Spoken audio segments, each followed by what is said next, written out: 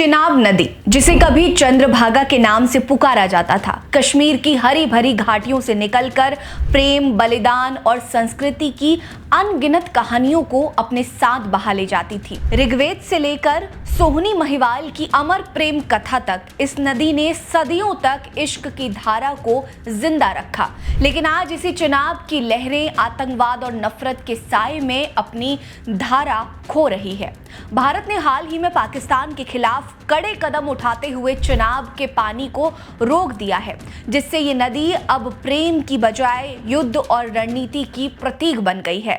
नमस्कार, मेरा नाम है रीटा। आज की वीडियो में हम आपको इस चिनाब नदी में बहने वाले इश्क से लेकर इसके रणनीति महत्व तक हर एक बात बताने की कोशिश और समझाने का प्रयास करेंगे। उससे पहले अगर आपने अभी तक हमारे चैनल को सब्सक्राइब नहीं किया तो जल्दी कर लीजिए। वीडियो पसंद आएगी तो लाइक कर लीजिएगा, कमेंट सेक्शन में अपनी राय जरूर रखिएगा।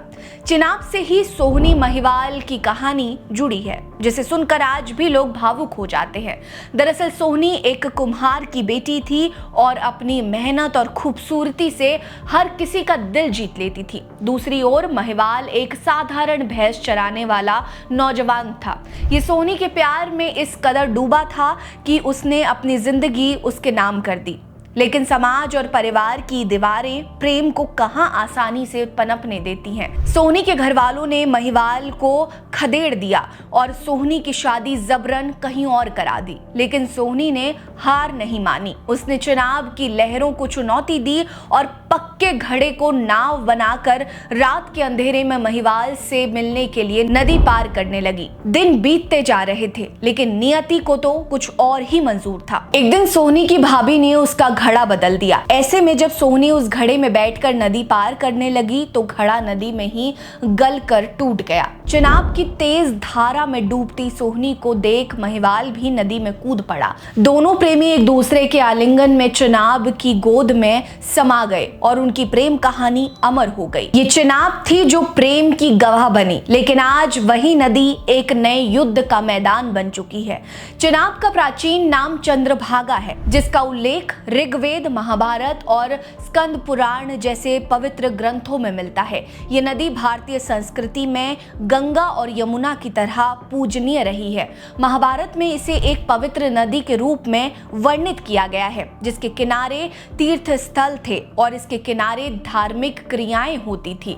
हिमाचल प्रदेश के ऊपरी क्षेत्रों से निकलकर ये नदी जम्मू कश्मीर और पाकिस्तान के पंजाब तक बहती है और इसके किनारे बसे मंदिर और तीर्थ आज भी इसके सांस्कृतिक महत्व को दर्शाते हैं।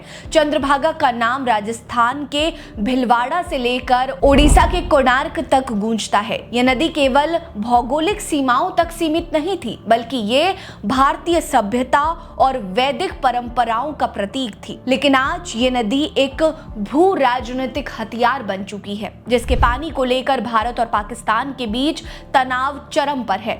चिनाब नदी जो कभी प्रेम और भक्ति का प्रतीक मानी जाती थी, अब आतंकवाद और नफरत की छाया में डूब चुकी है। पाकिस्तान ने लंबे समय से इस नदी के किनारों का इस्तेमाल करके आतंकवादियों को आश्रय देने और भारत के खिलाफ साजिश रचने के लिए किया है। कश्मीर में बार बार होने वाले आतंकी हमले, खासकर हाल ही में पहलगाम में ये भयावह घटना जिसमें 26 पर्यटकों को आतंकवादियों ने मार डाला, इस घटना ने भारत को कड़ा रुख अपनाने के लिए मजबूर किया है। पाकिस्तान की इन हरकतों का जवाब देने के लिए भारत ने 23 अप्रैल 2025 को इंडस वाटर टिटी को निलंबित कर दिया, जो 1960 में विश्व बैंक की मध्यस्थता में दोनों देशों के बीच जल बंटवारे के लिए बनाई गई थी।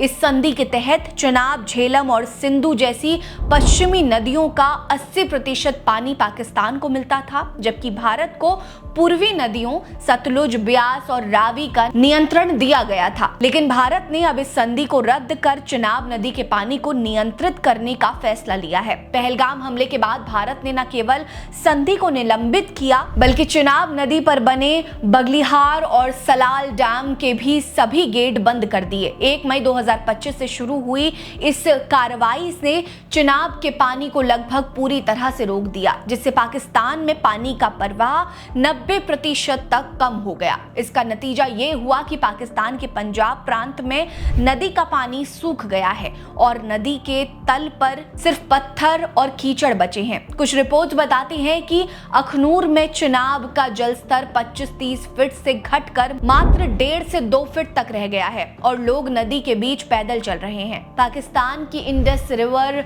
सिस्टम अथॉरिटी ने इसे युद्ध की कार्रवाई करार दिया और चेतावनी दी कि इससे खरीफ की फसल को भारी नुकसान होगा। लेकिन भारत ने साफ कर दिया है कि ये कदम आतंकवाद के खिलाफ जवाबी कार्रवाई है। भारत ने न केवल पानी रोका बल्कि बांधों से सिल्ट और मलबा हटाने की प्रक्रिया शुरू कर दी है ताकि सर्दियों में पानी का भंडारण बढ़ाया जा सके। इसके अलावा भारत ने चिनाब और इसकी सहायक नदियों पर कई जल विद्युत परियोजनाओं को तेज कर दिया है। जैसे पाकल दुल परियोजनाओं का काम 66% पूरा हो चुका है, जो पानी के भंडारण के लिए महत्वपूर्ण है। वहीं रतले, किरू और काव्र जैसे परियोजनाओं का काम काफी तेजी से चल रहा है। इन परियोजनाओं से भारत न केवल अपनी बिजली उत्पादन क्षमता बढ़ाएगा बल्कि चिनाब के पानी को नियंत्रण करने की रणनीतिक ताकत को भी हासिल करेगा।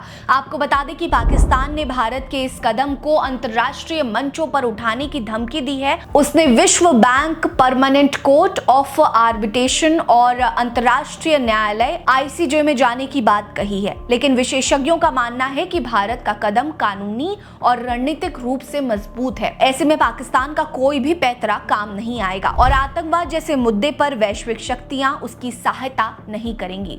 भारत ने न केवल पानी रोका है बल्कि जल प्रवाह डेटा भी साझा करना बंद कर दिया है और बाढ़ की चेतावनी देना भी रोक दिया है। पाकिस्तानी किसानों में डर है कि कहीं उनकी जमीनें थार के रेगिस्तान में न बदल जाएं। ये नदी जो ऋग्वेद में चंद्रभागा के रूप में पूजनीय थी, अब आतंकवाद के खिलाफ भारत के मास्टर स्ट्रोक की गवाह बन रही है।